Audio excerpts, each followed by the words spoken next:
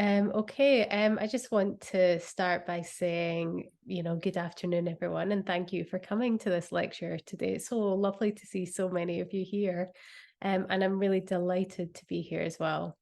So a huge, huge thank you to Kaisa and the rest of the team for this lovely invitation. So today I'm going to speak about women of colour in British young adult fiction. And there will be a lot of images and pictures on my slides to hopefully help keep you engaged for the next hour or so. So like I said, I'm Dr. Melanie Ramdarshan Bold, and I'm a senior lecturer in children's and YA literature at the University of Glasgow. And I'm really interested in British YA.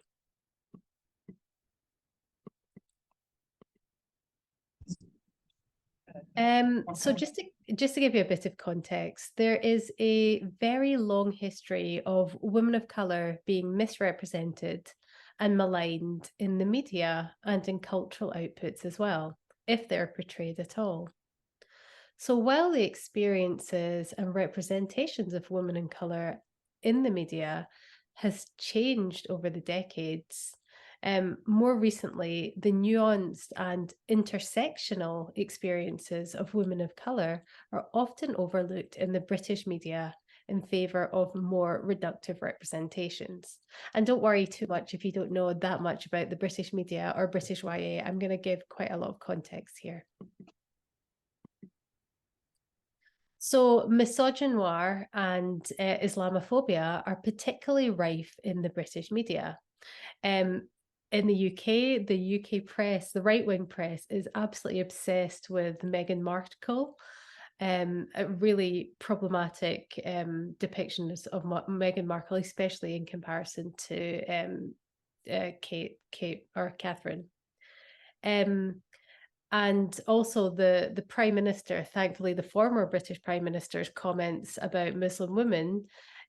So you only need to look at this, this representation and the comments by really prominent people to see, prominent people to see how insidious these attitudes are and how influential they can be on public opinion and action. And after these comments that Boris Johnson made about Muslim women, Islamophobia incidents rose quite significantly afterwards. So these words and these comments have a lot of impact on how the public perceive marginalised people. So this widespread anti-Blackness, racism, sexism, misogyny, xenophobia, and Islamophobia, amongst other things, can deter people from socially marginalised groups from pursuing careers in the media industry and consuming mainstream media. It can also impact how the next generation of media consumers, so young people, engage with media outlets. So the prevalence of these stereotypical images and ideas has actually led to some parents attempting to manage and mediate the media consumption of their children to temper the potential racial and diasporic discordance of their children's identities in predominantly white societies. However, and this is what the talk is about today, Black and other women of colour are challenging these negative and stereotypical depictions through counter-narratives in digital and alternative media. And I've put up a really great example of some interesting work that's been done in this sphere. And this kind of activism that was, firstly in alternative and digital media is now slowly seeping into mainstream media. In the UK, for the last few decades, in the book publishing industry, for example, there's a growing impetus to publish authors of colour. And there's been the establishment of inclusive imprints and publishing companies, either run by Black and other people of colour or dedicated to publishing books by or about Black and other people of colour. So the YA sector, which is obviously the focus of my talk today, in this sector, the number of authors has increased incrementally since 2016 in the UK, as you can see from this graph here. We've also seen an increase in YA authors of colour in the bestseller lists and being published by these large conglomerate publishers, so publishers that are part of bigger media organizations. However, there is still a risk that authors of colour will be subsumed into a type of corporate multiculturalism that comes when diversity or multiculturalism is viewed as a mainstream trend, as has happened to many authors of colour in the past, where their stories are refashioned with a white audience in mind or for financial gain. And we can talk about this a wee bit more. But I just want you to have a wee look at this graph and see, in 2006, the percentage of authors of colour published in the UK, and that's by all publishers from around the world, was at 8%, and then it's risen significantly in 2019 to nearly 20%. So just a lot has been happening in terms of pushing for representation. However, with all that in mind, we're actually now starting to see an influx of stories by and about people of colour that depict a wider range of experiences and reject the white gaze. So my talk today, therefore, explores the capacity of young adult fiction to challenge the perception of women of colour in British media and society through counter storytelling. So YA today. As we all know, young adult literature plays a really significant role in communicating society's norms, conventions, and culture to young people. So while YA attracts a varied readership of different ages, I mean, I'm a huge YA reader, for example, it is predominantly meant to be aimed at 12 to 18-year-olds, and it is predominantly read by girls and women. So I'm making this distinction explicit because young people within this age range of 12 to 18 are particularly susceptible to gendered and racialized portrayals in young adult literature and media and culture in general. While girls and women of colour have more representative YA literature and reading options available to them now than they did in previous generations, traditional notions of girl and womanhood still dominate the narratives. So young adult literature has historically centred non-disabled, heterosexual, neurotypical white girls and authors, and this implies that girlhood is universal. In YA, identities that fall outside of this norm, particularly the intersection of identities, have historically often been othered or at worst erased in the UK and beyond as well. So in the UK, there is a new generation of women authors of colour, such as Patrice Lawrence and Yasmin Rahman, who I'm going to speak about in more depth today, who expand the cultural images in British youth literature. So consequently, I'm going to focus on how British YA, specifically Black and Muslim women authors of colour, are recentering the voices of girls and women of colour, challenging stereotypical depictions of women of colour in literature and the media, and the idea that YA protagonists have to be white. So just to give you some context about YA in the UK. So the YA publishing sector has evolved and grown substantially over the last 2 decades. And this was in part due to film adaptations of what Rebecca Fitzsimmons calls the YA hypercanon, which includes Stephanie Meyer's Twilight saga, Suzanne Collins' Hunger Games trilogy, and Veronica Roth's Divergent series.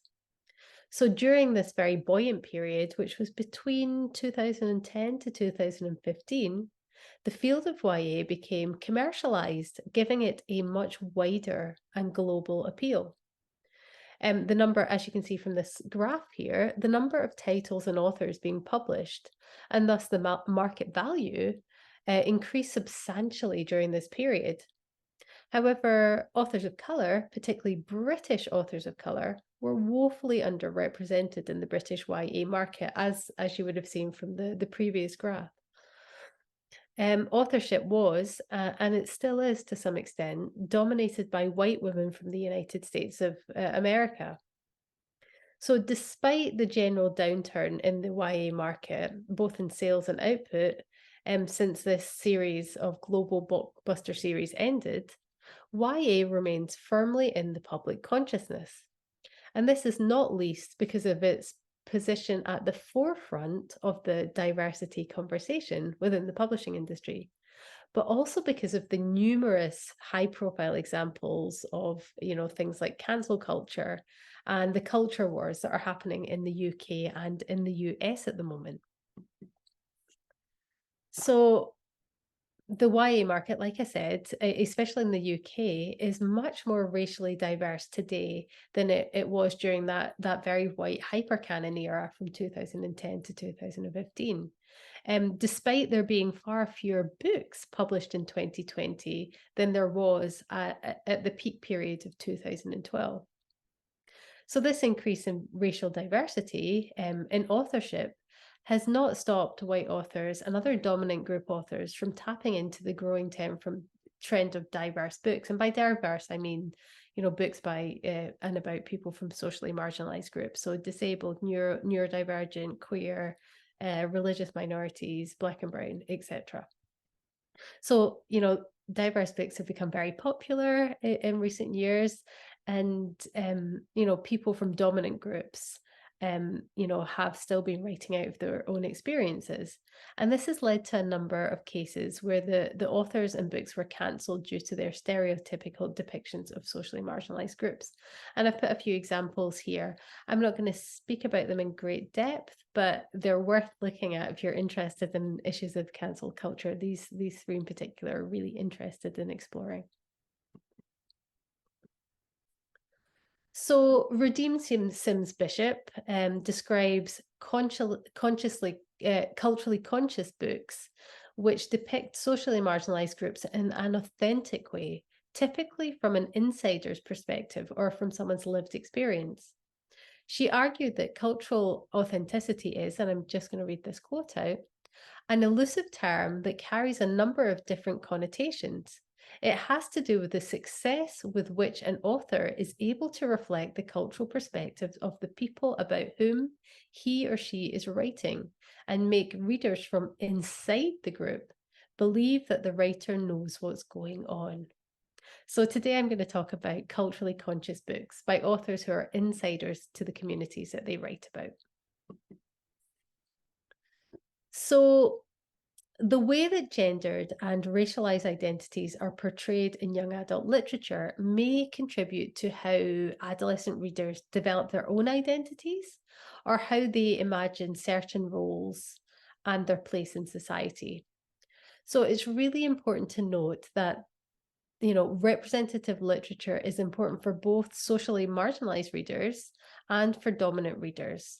For example, gendered identities and the way that girls and women are portrayed in young adult literature is as important for girls as it is for boys and non-binary people as well.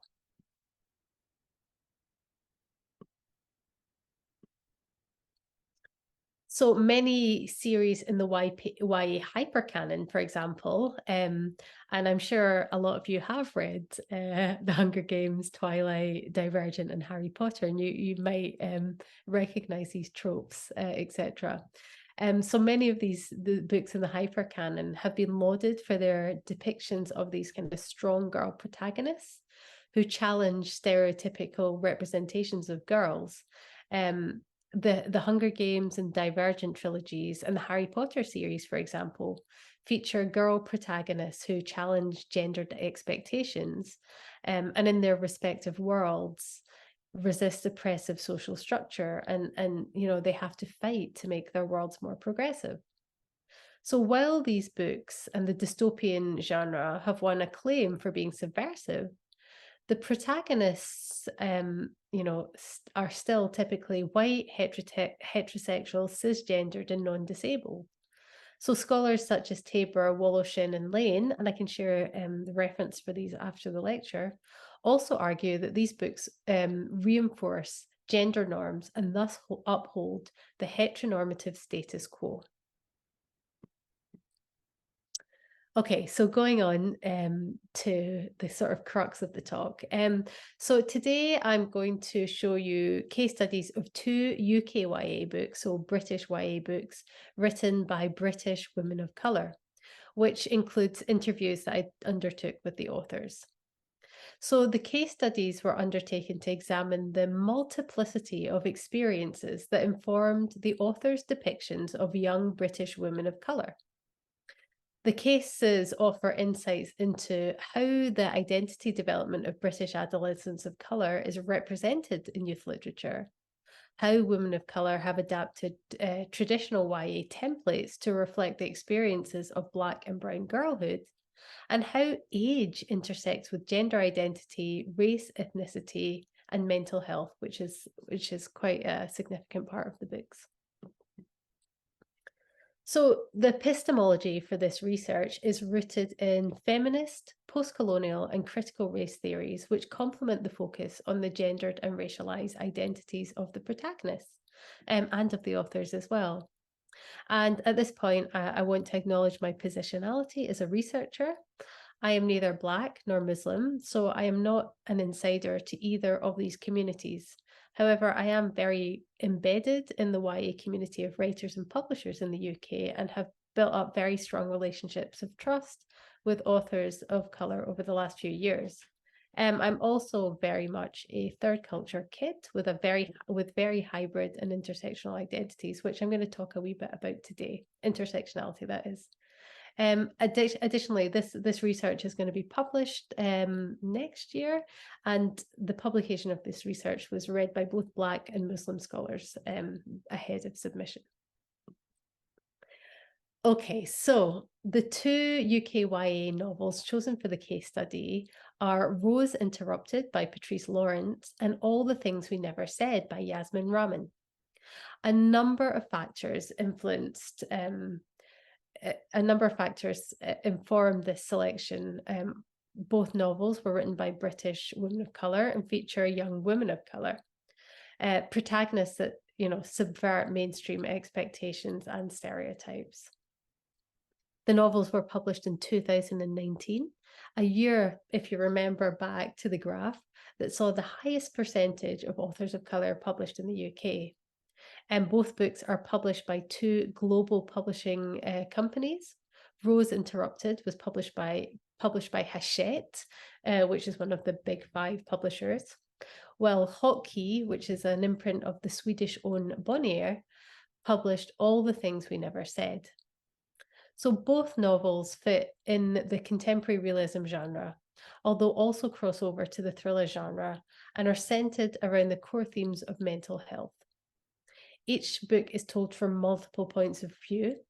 Rose Interrupted is told from Rose and her brother Rudder's perspectives, while All the Things We Never Said follows 3 suicidal friends, but each includes or centers the perspective of an adolescent of colour.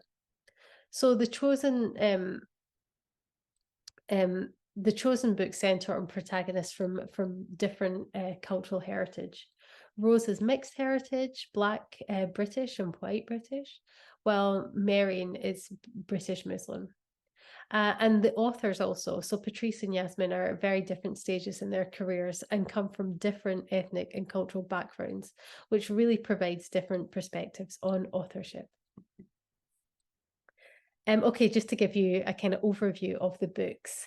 Set in North London, Rose Interrupted follows 17-year-old Rose and her 13-year-old brother's Rudder's reintegration back into society after they and their mum are excised from a strict religious sect. Throughout the book, Rose is resolved to decommission and learn to reintegrate into mainstream society. Her determined to do so involves a kind of 10-point list, which includes the instructions to dress immodestly, act immodestly, and beget immodestly with a worldly boyfriend. So while Rose seemingly acclimatizes easily into teenage life in London, her younger brother Rudder struggles, and things come to a head when Rose agrees, after much pressure, to let her boyfriend take a topless photo of her.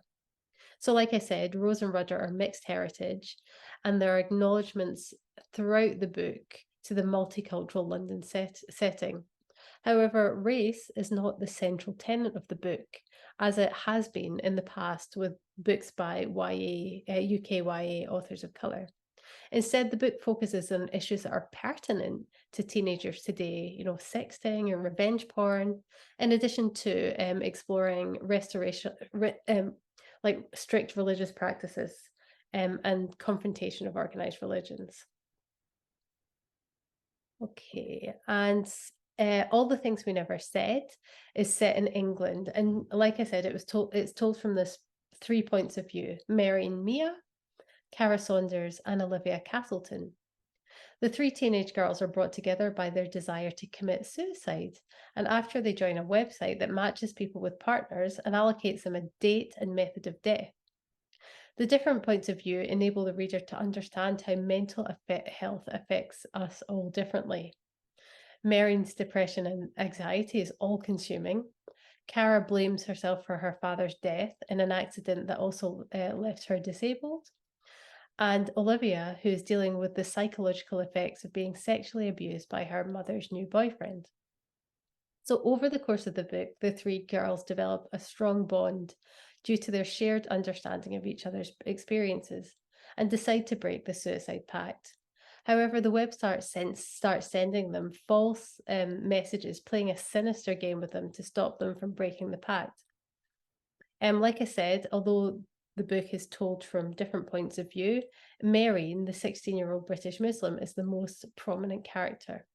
And as I'm going to discuss in a wee minute, Mary's face is a central part of her book. But suicide and mental health are not openly discussed in our culture. However, her unwavering relationship with Allah is consistent throughout the book. So, like Rose Interrupted, Mary's ethnicity and religion are actually not the focus of the book. Instead, the prominent themes are suicide, mental health, sexual abuse, disability, and friendship. Okay, so challenging stereotypes, otherness, young women, and the media. So, as I noted earlier, representations of girlhood in the media and or media aimed at girls have most often been looked at through this very white, heterosexual, cisgendered, ableist, neurotypical, Christian, and Western framework. Anita Harris argues that girls outside of this category of privilege, this very limited depiction of girlhood, which is, shaped by norms about race, class, and ability, are othered and pathologized as a result. And also, as I said before, women and girls of color, particularly Black and or Muslim girls and women, have historically been misrepresented in the mainstream media. For example, many studies have shown how contemporary media perpetuates, recycles, and promotes an anti-Black women agenda, which dehumanizes and devalues Black people. So this phenomenon for associating Black people's physical characteristics with savagery, aggression, and sexuality, and with animalistic portrayals in the media, is linked to an early stereotype of Black people cultivated in the 19th century. For example, as you can see from this quote here, Patrice Lawrence had a very negative experience of reading books as a child. And sorry, I've added quite a horrible image from Dr. Dolittle here. I'm just going to read this out. My experiences in children's books were racist portrayals, gollywogs, and that appalling Hugh Lofting illustration in Dr. Dolittle when I was about 6. I remember looking at the picture of the Queen of Africa and trying to work out how this was supposed to be a human being like me. So you can see the sort of imagery that little Black girls are being portrayed, focused with. Research has found that Black women today are avoiding these mainstream media outlets, engaging instead with online content created by and for Black women. And this highlights the importance of self-defined representation of Black womanhood, showcasing Black women's voices to counter these damaging representations. For books, particularly young adult books, This presents a problem because since the majority of YA authors and publishing professionals in the UK are white. In Patrice's experience, and as confirmed by a number of recent studies, publishing professionals can be overcautious and not prepared to challenge themselves about their own biases, which does in turn lead to these stereotypes and misrepresentations slipping through into the final book. So Patrice continued, I don't think I've worked with a Black person since being published. There's much liberal feminism that doesn't have a clue about the intersection of racism and misogyny. My first editor, Emma Roberts, is wonderful and completely gets it. She made very active steps to learn, read, and support. She's an active Black Lives Matter supporter and is quick to challenge racism. Having a supportive editor, especially one that does not have racialized assumptions about authors and characters of colour, can be pivotal to an author of colour's career. Yasmin Rahman said she was also very blessed with her editor, Emma Matheson. I'm lucky enough to have an editor who values me based on my writing and is happy to go with the narratives I choose to write, which just always happen to be counter narratives. Rahman's publishers have overall been very supportive of her work. So I'm just going to continue this quote. They see the passion with which I pitch them ideas I want to tell, and they guide me through doing that in a way that I'm comfortable with.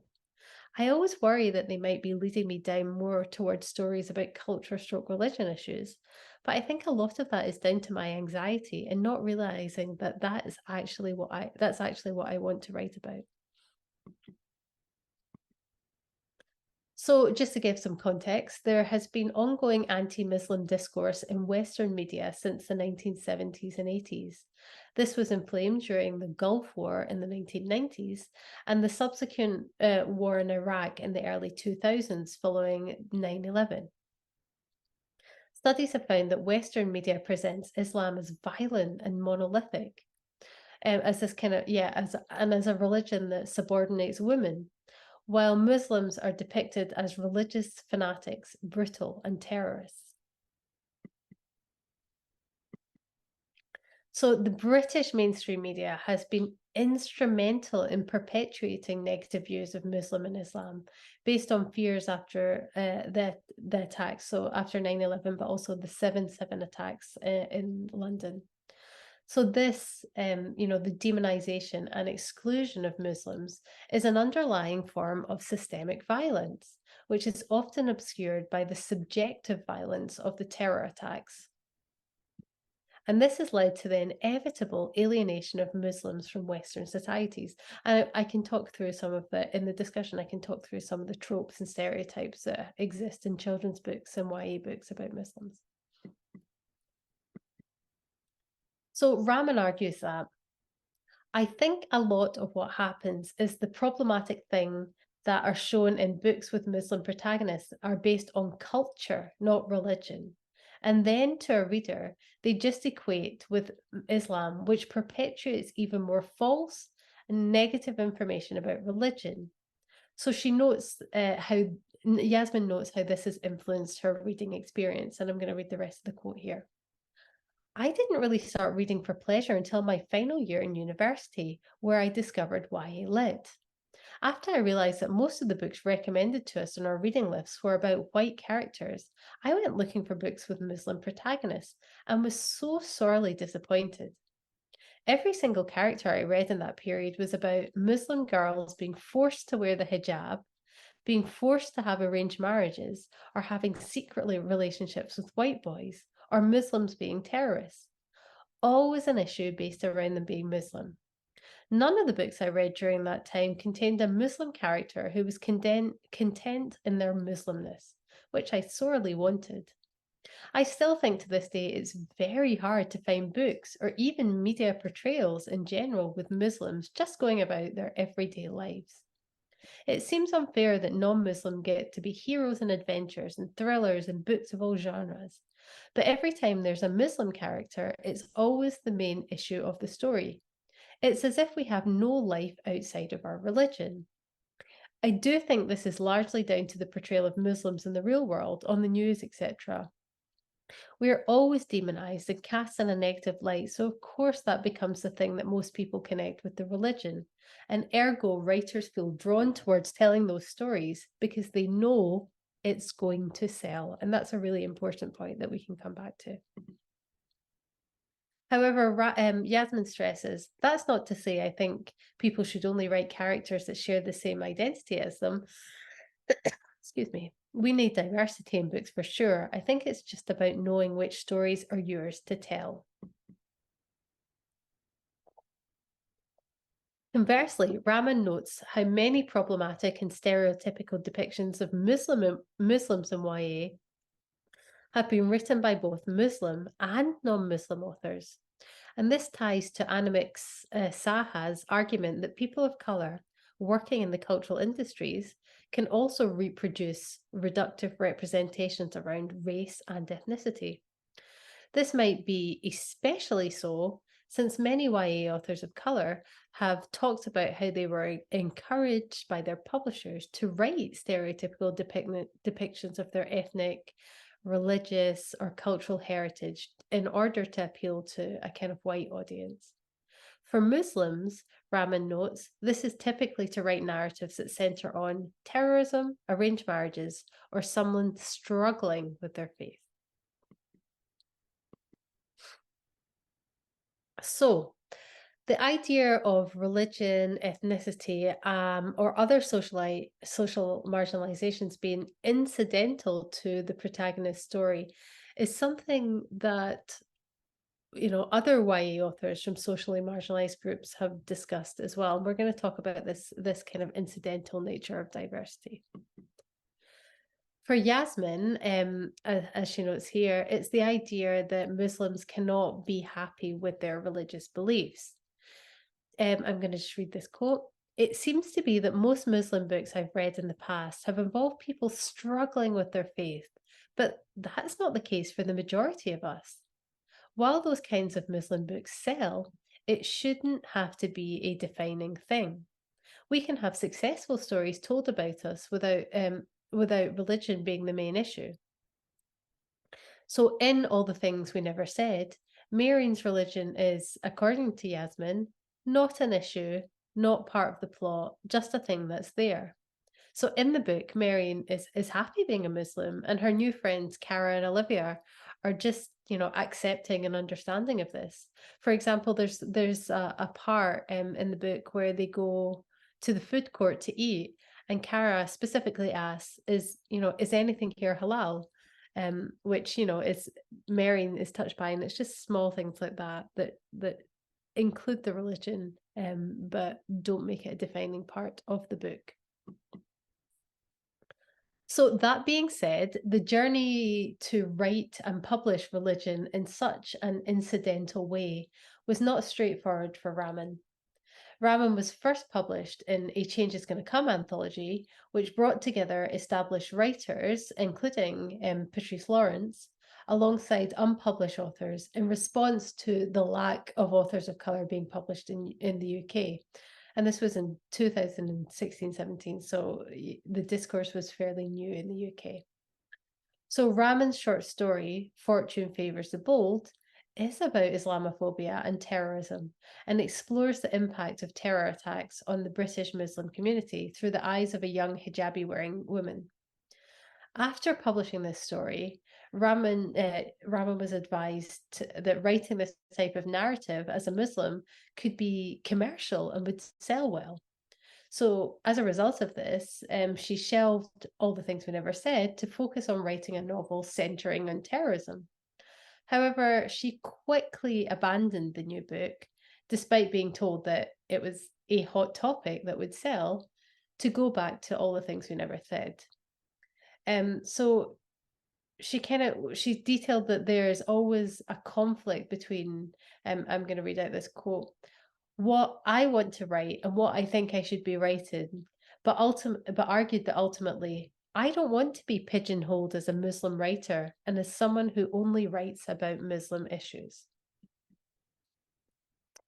So this burden of responsibility and the pressure to write exoticized versions of their ethnic or, religious identities for a white audience is something that many authors of color have talked about in their past.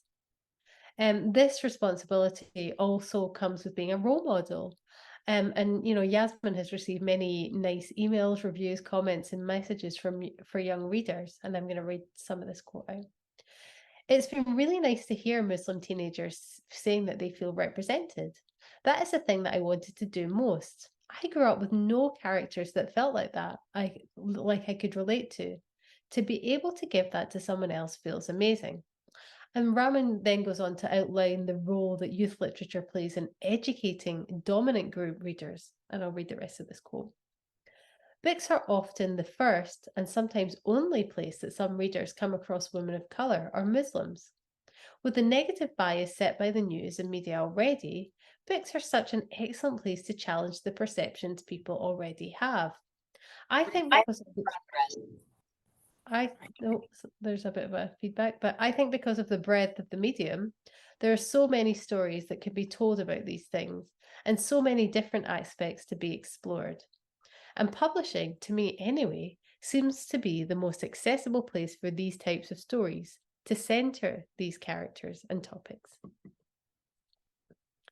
So in particular, her books have had an educational role. I'm just going to read this quote. I've had a lot of people comment on my book saying that it was helpful. It helped them understand what dealing with a mental illness is like, or understanding what Bengali culture is like.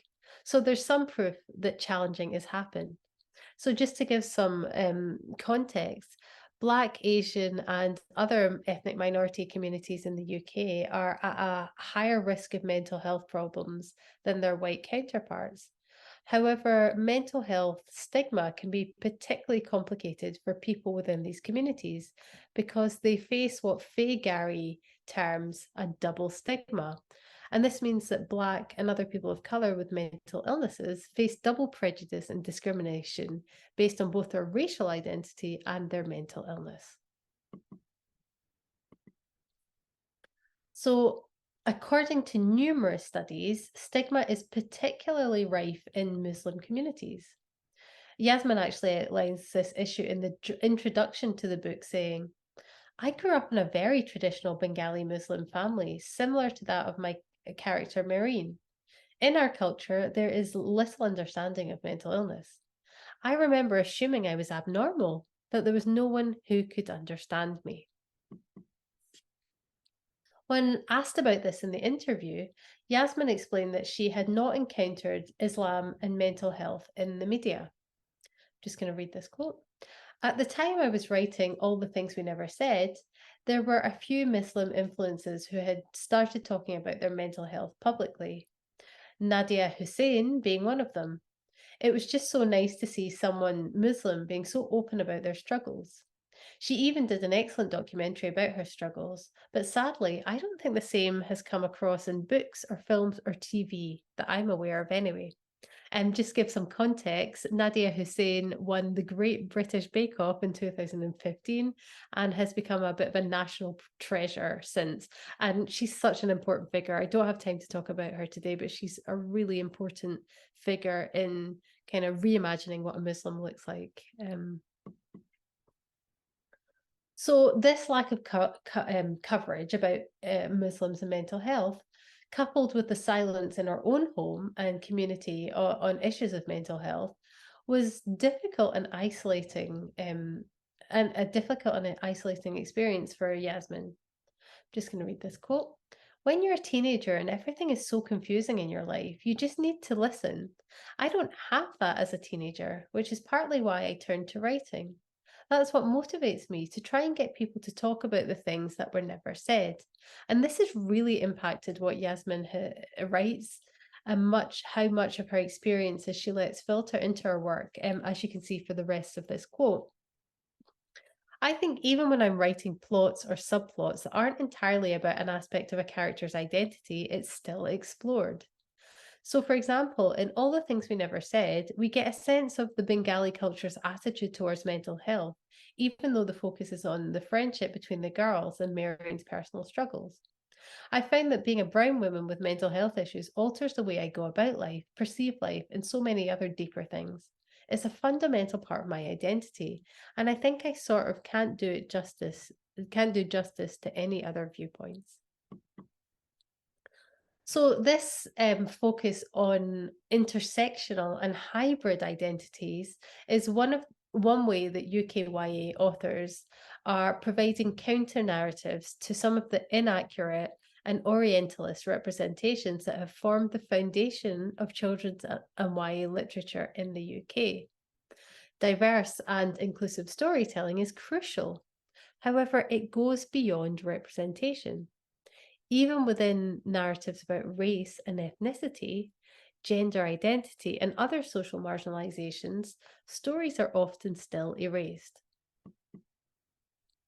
So, as I noted earlier, people of colour are not a monolith. Muslim people are not a monolith, and Black people are not a monolith. However, in the UK publishing, there has been a tendency to bracket and exoticize the other.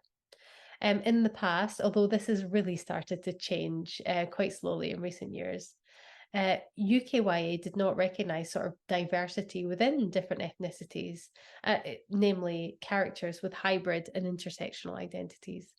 And I've given some examples of books about Southeast Asia, or about South Asia, and you can see the themes that book covers fall under. Backward view of a mysterious woman, profile of a shy woman with lots of exotic jewelers, and the Taj Mahal. So, only saris in Taj Mahal. So you can see how, there's very clear tropes and themes and how they're perpetuated over periods of time. So hybridity is a central component in understanding the characters in Patrice Lawrence's books, and indeed the construction of a fluid national and cultural identities of young people in the UK. Hybridity, to use Homi Bhabha's terminology, offers a third space that challenges essentialist and binary notions of identity and allows other identities to emerge. Lawrence's book offers this third space, focusing on characters with hybrid identities that provide a counter to the imagined communities of YA and what Patrice describes as the binary perceptions of mixedness. So while mixed heritage characters do exist in YA, Patrice argues that they're often Black plus white European or white plus something else, which is not always the case in London, in the UK, and in Lawrence's books, in Patrice's books, due to varying migration patterns. So as Patrice notes, we talk about what our parents' heritage is opposed to who we are. That's unsustainable. There's increasing mixedness in society, and historically from slavery, migration, colonization, and indentured labor. People want racial absolutes, and they just don't exist.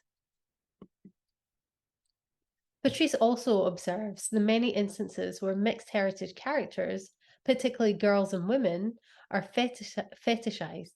For example, being described as having, caramel skin and swishy hair. As such, Patrice states that she explores mixedness as a counter to the fetishization and exoticism. Patrice's own hybrid identity and upbringing, she's from mixed Guyanese, African, and Indian heritage, grew up in an Italian Trinidadian family, and spent some time being fostered by a white working class family, has been integral to what she writes now. And as you can see from this quote, I've never lived in a family where we're all the same colour. It shapes everything I do, although it took me a long time to overcome internalized racism and the power of white supremacy to write main characters of colour.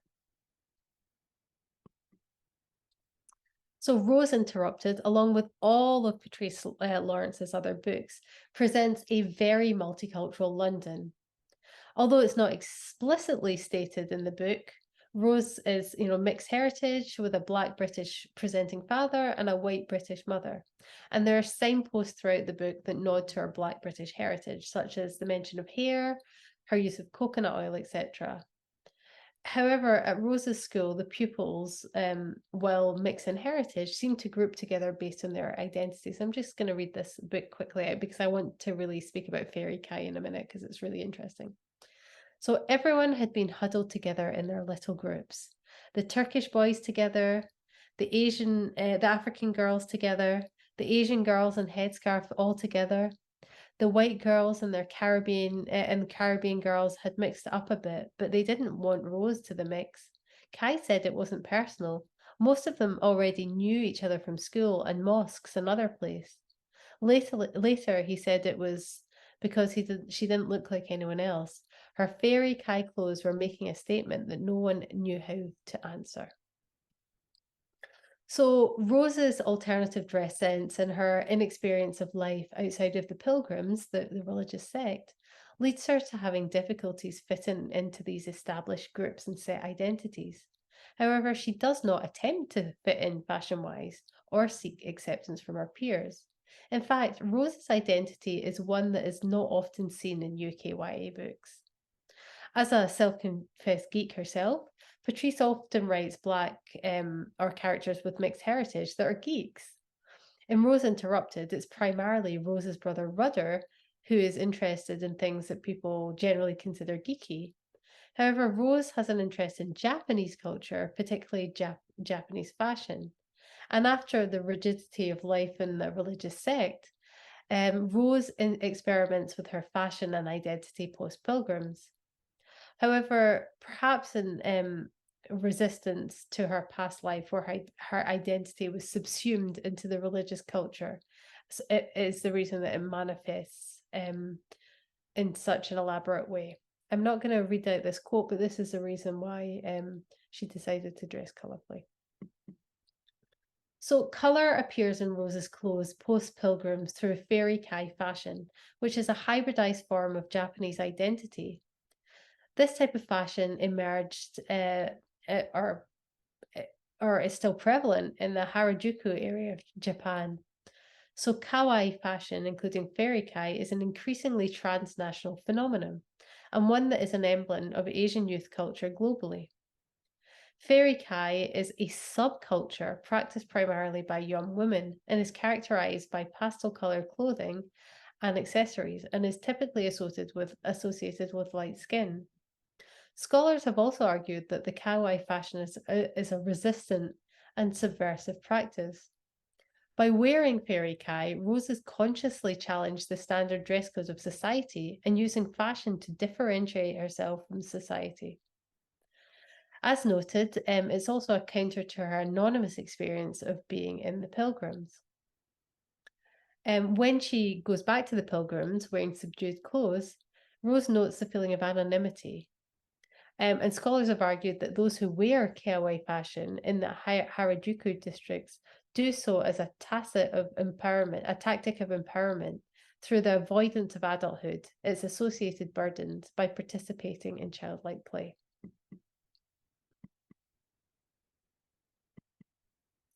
While Rose may be using her fashion to avoid the adult world, it's also a balm after the trauma of life in the Pilgrims. I'm just going to read this quote. When she slipped into her lilac camisole or baby blue lace short skirt, she felt the threads of worldliness pressing against her skin. It had felt so heavy at first, but now it was like hair. So this type of fashion can really act as a springboard for imaginatively exploring different possibilities of living. So many scholars have detailed the wide significance of clothing as an inherent part of a community's set of cultural beliefs and values. Hebdige argues that it's actually one of the codes of a culture. The intentional communication of clothes stands apart, a visible construction, a loaded choice. It directs attention to itself. It gives itself to be read. So, like I said earlier, by dressing in fairy kai, Rose is presenting an alternative picture of what blackness, or what Patrice calls mixedness, can look like in the UK. Fairy kai is not a mainstream way of dressing in the UK, particularly in the Black communities, which is why this type of experimental dressing is particularly striking on a young Black woman. Additionally, the type of geekiness and geek culture associated with Rose, her brother, and some of the other Black characters in Patrice's previous books is most often associated with white men, typically in the UK and the US.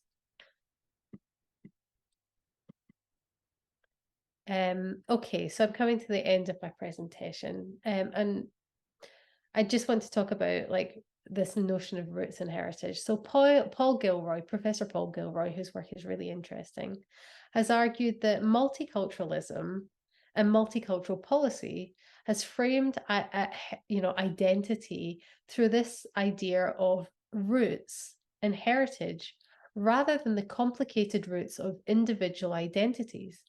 And this is something that Patrice Lawrence identified several times over the course of our interview. While Patrice's heritage has been critically in informing her work, particularly the family structures, her own love of geek culture, Marvel, Harry Potter, science fiction, fantasy, but also, she absolutely loves Korean indie pop and Korean dramas. Those are what she really draws upon as a mode of distancing her characters from the dominant ideological construction of Black and or mixed young British people. So this allows Patrice to engage in the process of creating and articulating a new direction for Black and or mixed identity in British young adult fiction. So to conclude, there is a wide array of cultural and ethnic backgrounds and lived experiences in the African diaspora and within Muslim communities. However, Black people are connected by how their skin colour is interpreted in the United Kingdom. Similarly, Muslims share the experience of how their religion is translated, particularly post 9/11. But this does not mean that Black and or Muslim people experience discrimination or navigate whiteness in the same way. Like I said, these communities are often placed in boxes constructed by non-Black, non-Muslim society, which are cemented further by the media we consume, including books, including YA books. The British publishing industry has placed diversity at the forefront of their business agendas in recent years, especially in the UK and the US, particularly post the Black Lives Matter protests after the murder of George Floyd. However, these initiatives are oftentimes superficial and unsustainable. And as you can see from this quote from the Black Writers Guild, we are deeply concerned that British publishers are raising awareness of racial inequality without significantly addressing their own. While there's been a push to support and publish more diverse books, increasing the number of women of colour, particularly Black or Muslim women of colour in books, is not enough to solve the problem of mis- and underrepresentation.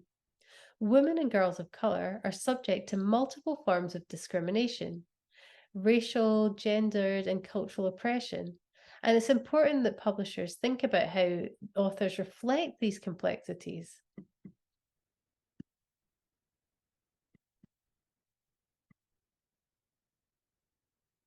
Authors of colour have written to counter these ideas for decades, and there is a new generation of authors writing books for a younger audience. So, just to conclude, UKYA, British YA